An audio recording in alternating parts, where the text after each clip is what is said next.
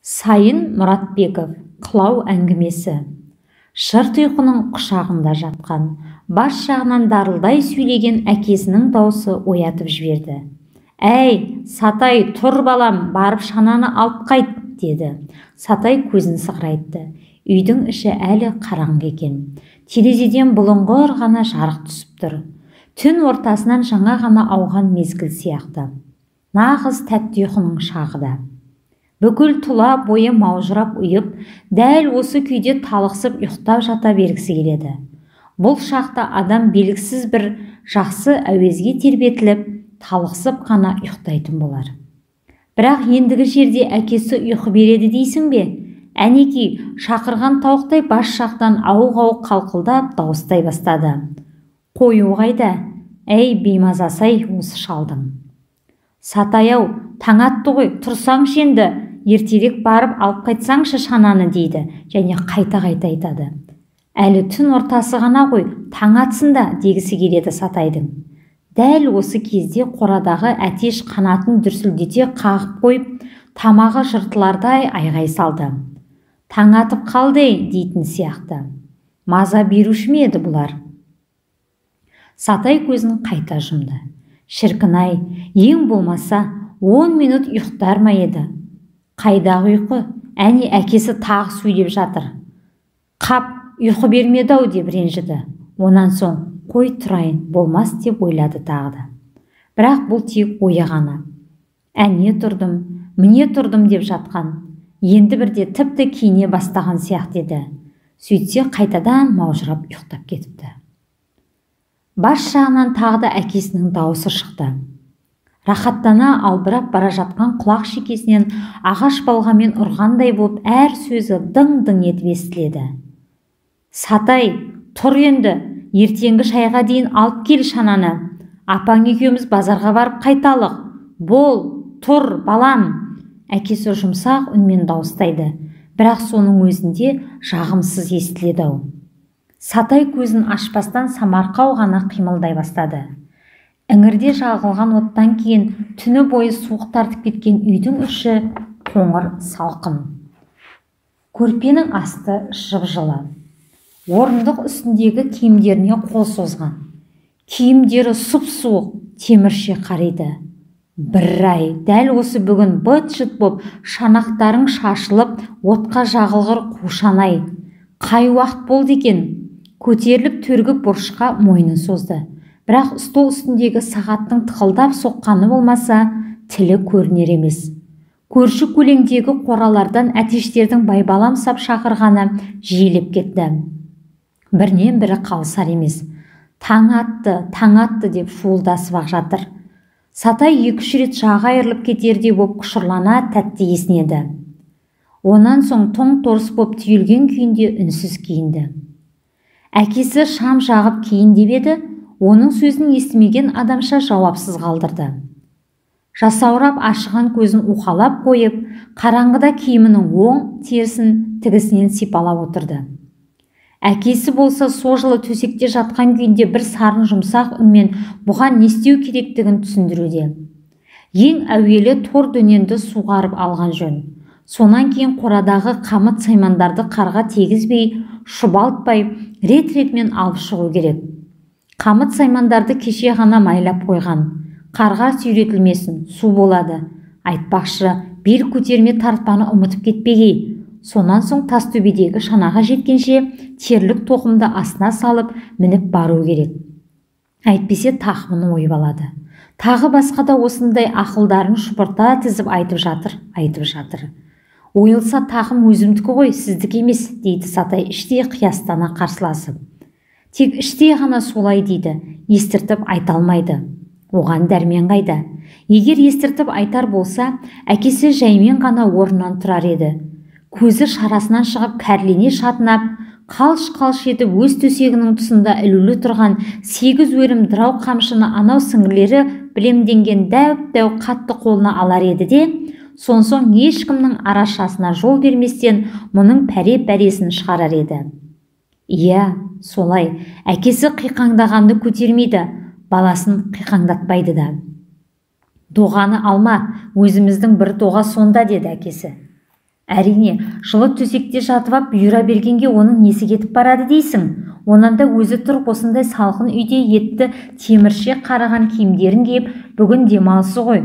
Балам ұйықтасыншы бір деп шанаға өзі барып қайтсашы. Өйту қайда? Тегінде үлкен кісілердің баланы өстіп қинап жұмсағанға жаны құштар-ау. Сол несі екен? Әсіресе осы Сатайдың әкесі. Мұның қынжылғанын, қиналғанын сезген сайын қыбы қанып жататын сияқты. Фу, Сатай пеш үстіндегі қоңырсық шуаш пен киіз иісі аңқыған пимасын алып, аяғын сұқты. Сыңғырлап кеуіпті, іші жып-жылы. Шәугімдегі су да жып-жылы екен. Алақанына құйып бір-екі үйкеп бетін жуған болды. Аузына ұрттап еді, бір түрлі жылымшы, шәугімнің таттанған дәмі шығып кетіпті. Түкіріп тастады. Табананнан бір үзіп ап енді сыртқа шыға бергенде әкесі тағы да: «Әй, ана қара ішікті киіп ал, тоңасың», деді. Сатай үндеместен босағада ілулі тұрған зілдей ауыр қара ішікті бауын үзе-мүзе жұлып алды. Бұйра сеңсеңмен ашқылтын бір қатықтың терінің иісі аңқиды. Өзі зілдей болса да жып-жылы. Оранып ап аунай кетіп ұйықтаса шіркін. Күн бұлыңғыр, жер жүзі әлі ашыла қоймапты. Суық боз тұман басып тұр. Онша қою емес. Сәл ғана ызғырық еседі. Танауды қаусырған шыңылтыр ызғырық. Болар болмас қар қылаулап тұр. Түні бойы қылаулаған болу керек. Кеше ғана айнадай ғып сыпырып, күреп тастаған есік алдында жаздағы көктеректің басынан төгілген ақ үлпек сияқты боп, жұлықтан асар аспас қылау қар көлпілдеп жатыр. Жұп-жұмсақ боп ерекше үлпілдейді. Сатай шеткергі торы дөнен тұрған қораға дейін барғанша үлпек қар табанына шодырайып жабысып қалды. Ой, қызығай, пима аттаған сайын аяғы бұлт-бұлт етеді. Жығылып қала жаздады. Сатайдың күлкісі келді. Алып елеуіш құсап себелеп тұрған сұр кенеп аспанға, онан тұмантып меңірейіп тұрған айналаға қарады. Мұндайда қасқыр кез әйелдердің биік өкшелі киімі сияқты. Аттаған сайын аяғы бұлт-бұлт етеді. Жығылып қала жаздады. Сатайдың күлкісі келді. Алып елеуіш құсап себелеп тұрған сұр кенеп аспанға, онан тұмантып меңірейіп тұрған айналаға қарады. Мұндайда қасқыр кездесуі мүмкін-ау деген ой келді. Бір түрлі бойы түршігіп, дір ете түсті. Бірақ артынша кездессе екен шіркін деген тентек құштарлық оралды. Қорқыныш та, балалық әуестік те бар. Сатай әлі күнге тірі қасқырды көрген емес, көруге құштарақ. Бірақ жапан далада үрейлі жыртқышпен бетпе-бет кездесіп қалса, Сатайдың төбе құйқасы шымырлап кетті. Ол торы дөнен тұрған қораның есігін ашқан. Торы дөнен күндегі әдетінше жем күткенде оқыранып тыпыршиды. Ат дорбаны басыма ілсейші дегендей тұмсығымен Сатайды нұқып жіберді. Жә, жануар, жемді қайтып келген соң жейсің, әйтпесе кешігеміз деп қойды Сатай. Іргелес құс қорадағы қаздар қанаттарын сабалап, ойбай, біз қалдық дегенде қаңқылдасып қоя берді. Дауыстары қандай ащы. Дәл біреу шетінен тарпа бас салып, езгілеп жатқандай. Ой, қанаттарыңды шуламаңдар деп айғай салды ыза болған Сатай. Қаздар онан әрман қаңқылдасып, шулап кетті. Сатай дереу қамыт сайманды қамдап алды да, қара ішікті киіп, биік күресін қардың үстіне шығып, торы дөненге қарғып мінді де тас төбеге тартты. Ауылды қақ жар өткен, бірен-саран үйлердің терезесінен от көрінеді. Жұрт ояна бастаған, ал жер жүзі әлі ашылған жоқ. Ашылатын түрі де жоқ сияқты. Торы дөненнің китің жорғасы бар. Тағасыз төрт тұяғы қатқақ қарды тұқыл таяқша қытырлата ойып, сол китіңіне салып келеді. Қос құлағын тынымсыз қамшылайды. Өз тұяқтарынан шыққан жылаңқы шиқылдан өзі елеңдеп келе жатқан сияқты. Ызғырық дәл маңдайдан есіп тұр. Сатайдың жүзі отқа қақтағандай боп бір түрлі сырқырап, ауырып, көзі жасаурап кетті. Ат үстіне бір қырандай отырды. Ауыл сыртындағы зираттың тұсынан өтіп барады екен. Қар басқан молалар, ағаш қоршаулар бәрі қалқиып тұр. Суықтың бәрі осы зираттан шығып жатқан сияқты. Жаздың күні осы арадан өткен Сатай әлденеден сескенгендей жүрегі суылдап, өз-өзінен қара терге түсіп, алды-артына жалтақтаумен болушы еді. Сырт жағынан қорқынышты біреу шошаң етіп шыға келетіндей, мұны тарпа бас салатындай көрінетін. Бұл жолы ойына тіпті ештеңе кірер емес. Осы зираттан қорқатын түк те жоқ деп ойлады да, өлген адамдар жатыр. Несі бар, өлді бітті, енді жата берсін, топырағы торқа болсын бәрінің де. Ұмытылмағандарын айтып жүреді жұрт. Пәленше марқұм жақсы еді, түгенше марқұм жаман еді деп. Ұмыт болғандары сол қалпы ұмыт болады. Ал талай жылдар өткен соң, ондаған, 20-лаған, 30-даған. Жылдардан кейін сол ұмытылғандардың өзі де ұмыт болады әлі. Торы денен сүрініп кетті. Омақаса жығыла жаздап барып әзер түзелді. Қайта кетімге басты, тағы да сүрінді. Ой жамандатқыр, мынаған көрініп келедей деп Сатай әкесінің даусына салып, тізгінді тартып қап, қамшымен борбайлата салып жіберді.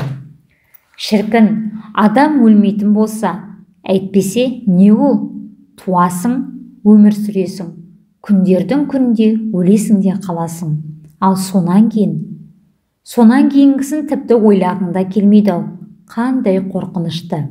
Жарық дүниені мүлдем қайтып көрмейсің. Бар болсаң да мүлдем тып-типыл жоқ боласың. Қорқыныштақ. Сатай өз-өзінен көңілі жабырқап ауыр ойдан арылар емес. Шіркін, үлкендер айтатын о дүние деген бар бола қалса, қандай тамаша. Бұл дүниеден өлесің де, о дүниеде тағы да өмір сүресің. Тұрасың, жүресің, жұмыс істейсің. Қандай тамаша болар еді. Жоқ қой, әттең, жоқ қой. Ең аяғы заман ақыр дегені де бар болсайшы. 1000 жыл өткеннен кейін жер бетіне, жарық дүниеге 1 минутқа ғана басыңды қылтитып қарайтын болсаң, о, қандай ғажап десеңші. Мейлі тауы қаңбақтай, тасы бұршақтай боп, топан суы қаптап жатсын. Тек осы жарық дүниені бір көрсең болады ғой.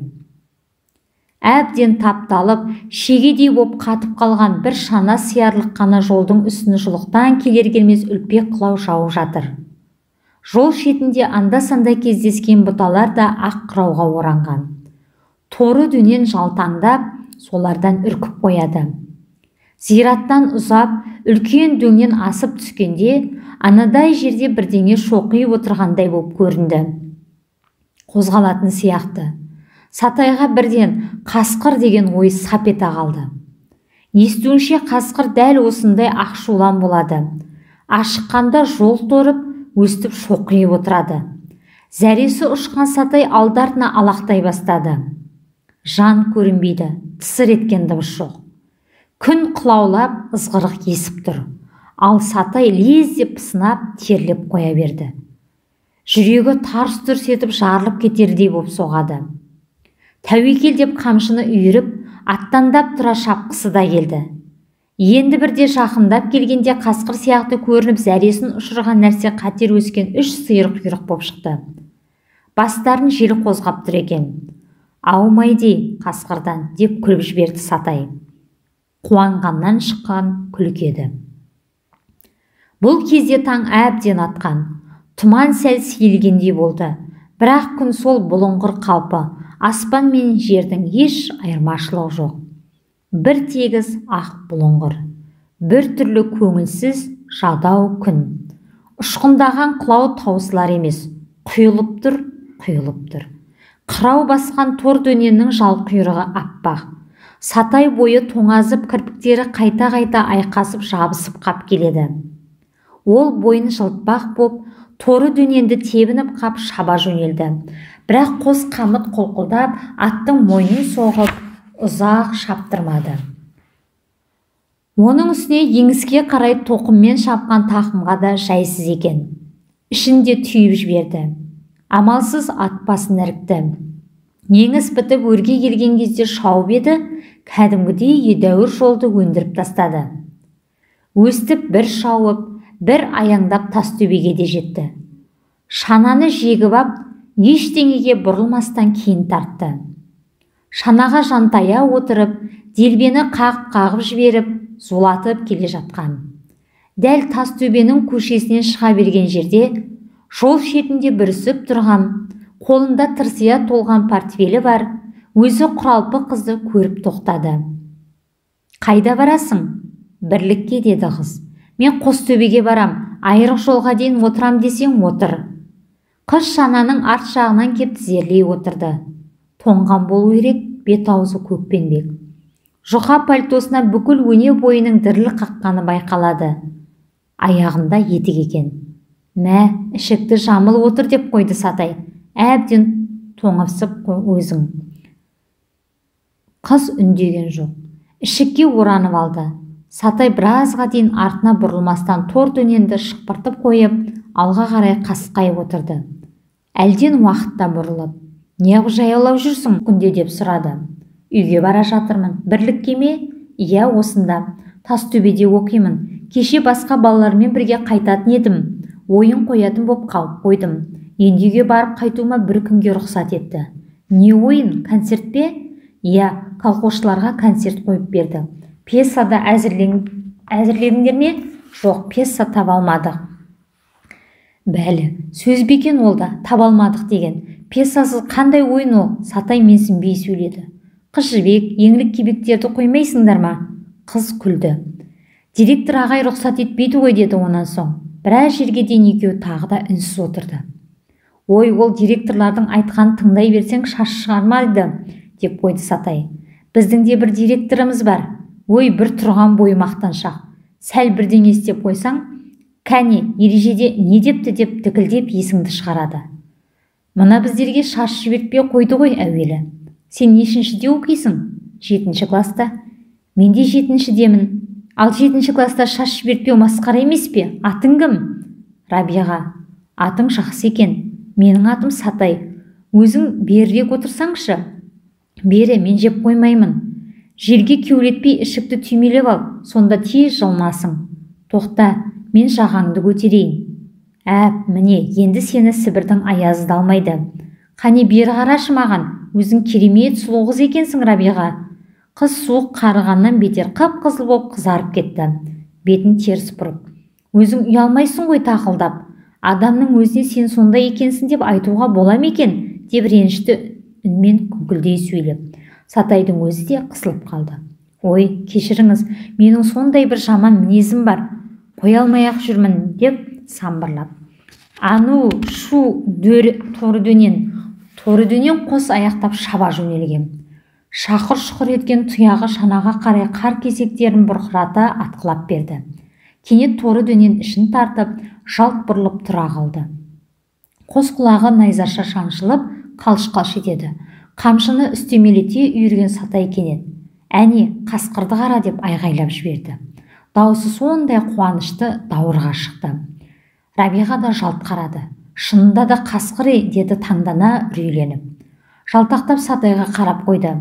Анадай жерде шананың жолын кесіп өтіп, бұларға самарқау ғана бір қырын қарап қойып, сұр бөрі бүлбілдеп кетіп бара жатты.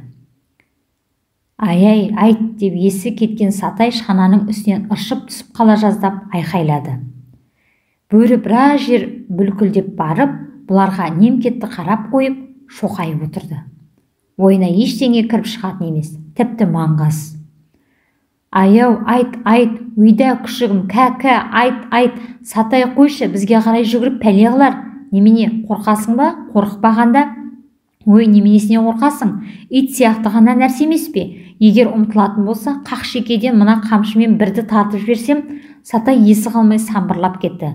Өзі селт етпейді айтақтағаныңа. «Нағыз арлан бөрі ғой. Сенің қасқырды бірінші рет көруің бе?» «Былтыр қыста алыстан бір рет көргем, жақыннан көруім осы». «Бәлі, өзіміз талай рет көргенбіз» деді Сатай өтірікті де соғып жіберген аңғармай қалды. Артынша тілін тістей қойды. «Әй, қойшы соны, қасқырда сөз боп па?» деді онан соң. «Онан да сабақ жайын сөйлесейік де». Рабиға қайтадан ішікке қымтана оранып, жағасын көтеріп алды. Әдемі пісте мұрны қызарып, үңгір түбінен жылтырағандай боп көздері ғана көрінеді. Алған демі суық ауаға түтінше бұрқырап шығады. Ішіктің бұйра сеңсең жағасын ақ қырау шалды. «Сендер тарихтан нені өтіп жатсыңдар?» Рабиға ойланып жауап қайырды. «Кеше ғана Уат Тайлердің көтерілісін үйге берді. Бәлі, сендер артта екенсіңдер ғой, біз оны өтіп кеткелі қашан деп Сатай мақтанып қойды. Мен дәл сол Уат Тайлердің көтерілісін айтып беріп 4 алғанмын. Сен жақсы оқисың ба деп сұрап қалды Рабиға. Сатай бірден жауап қатқан жоқ. Орташа, деді әлден уақытта. Мына тарих, әдебиет сияқты пәндерден 4-5. Менің шорқақтайтыным математика. Бір пәле басыма кірмейді. Кірер еді-ау, тіпті өзімнің оқығым келмейді. Бір есепті аяғына дейін шығарғанша ішім пысып кетеді. Рабиға сыңғырлап күліп жіберді. Кішкентай қара көздері ойнақшып, жұмылып кетті. Ал мен математиканы жақсы көрем, деді, аппақ тістерін түгел көрсете басын бір жағына қисайтып қойып. Біздің математик ағай мені каникул кезінде облыстағы жас математиктердің конкурсіне жіберемін деп жүр. Әрине, кітабың болса, мұғалімің жақсы болса, математиканы да жақсы оқуға болар еді. Әйтпесе немене, бізге бір кәрі әйел береді. Ұрыс қақтығында шек жоқ енді. Класқа кіріп келсақ, айқай жоқ, тоқай жоқ, ал кәне пәленшейіп тақтаға шықшы, мына есепті шығаршы деп дігерлей жөнеледі. Сәл шатассаң-ақ, болды, білмейсің, отыр деп екіні қонжита салады. Сонсың жының ұстайды да, тіпті оқығың да, түсінгің де келмейді. Ой, сен мұғалімдерінің бәрін жамандап болдың ғой, жаңа директорыңды жамандап едің, енді неге бізде жақсы мұғалімдер бар? Мәселен, әдебиеттен беретін ағай. О, сен білмейсің ол кісінің қандай екенін. Тоқтат, қайда бара жатырсың, мен түсіп қалайын. Жол айрығына келдік қой, деді күле сөйлеген Рабиға атып тұрып. Сатай аттың басын тартты. Қалай тез келіп қалдық ей? Рабиға ішікті шешіп алып, Сатайдың қасына қойды да шанадан секіріп түсті. Ендігі жылы 8-ші класты қайдан оқисың деп сұрады Сатай. Ауданнан. Бірге оқиды екенбіз ғой. Мен де ауданнан оқимын.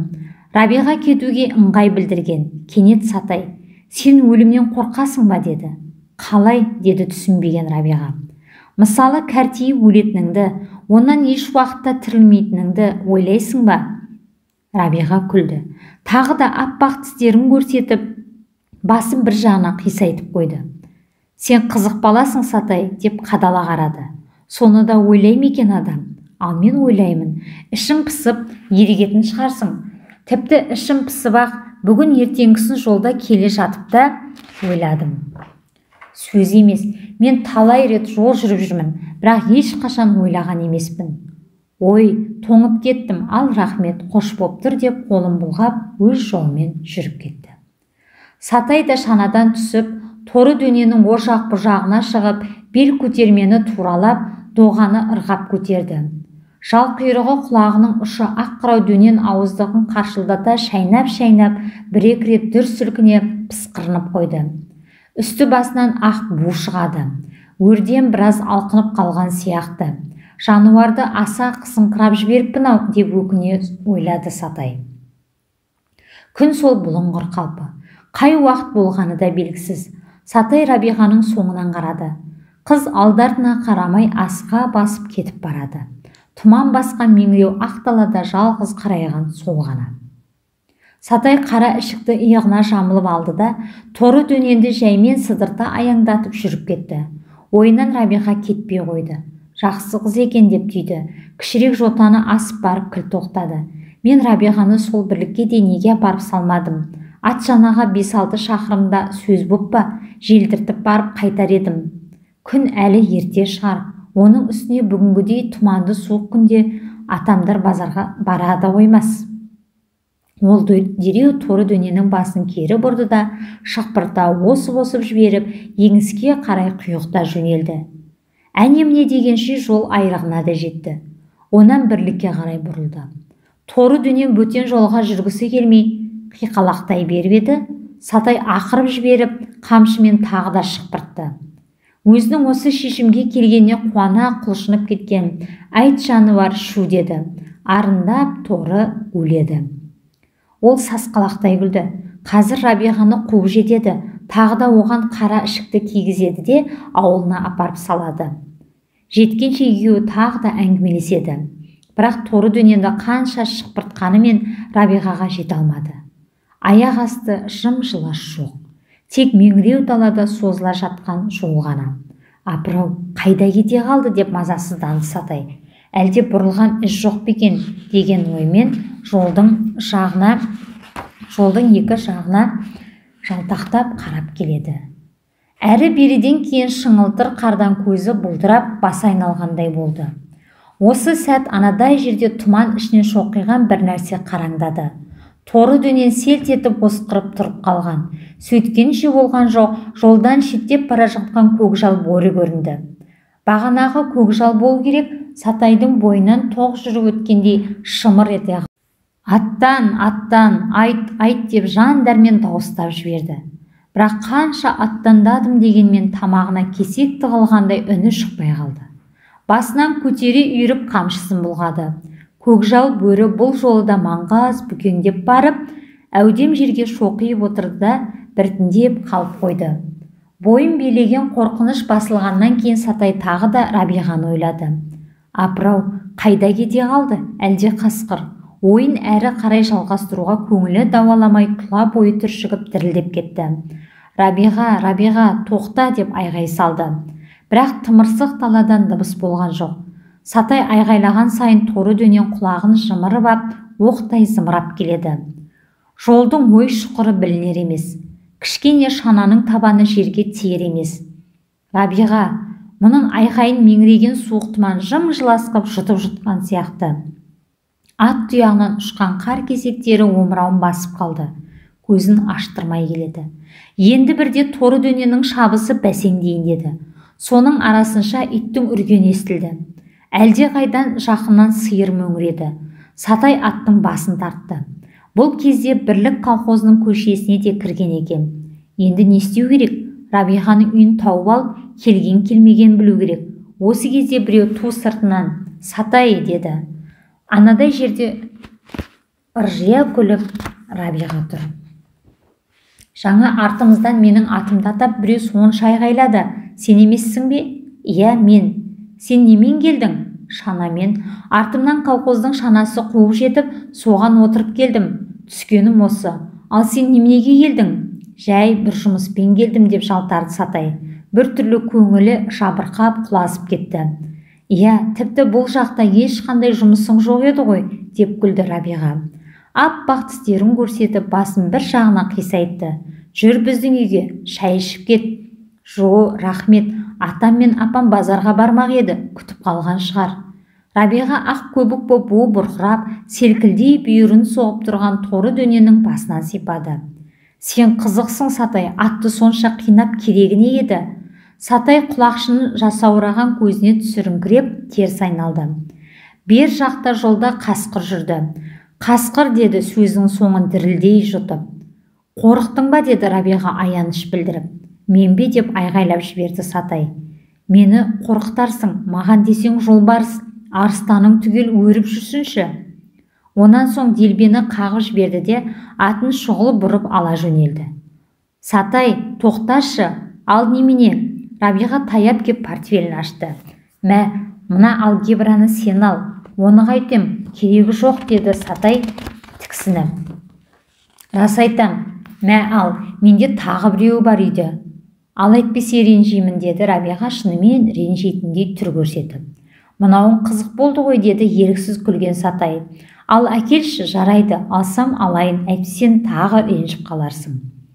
Ол қыз ұсынған кітапты алып қойнына тықты. Сөйтіп ендігі жылы бірге оқимыз ба, деді Рабиға күлімсіреп. Онан соң ескерткендей. Байқа, класта қалып қойып жүрме, деді. Қорықпай-ақ қой, класта мен қалды дегенше заман ақыр болды дей бер. Егер мен шындап оқимын десем, математикаларыңның быт-шытын шығарамын.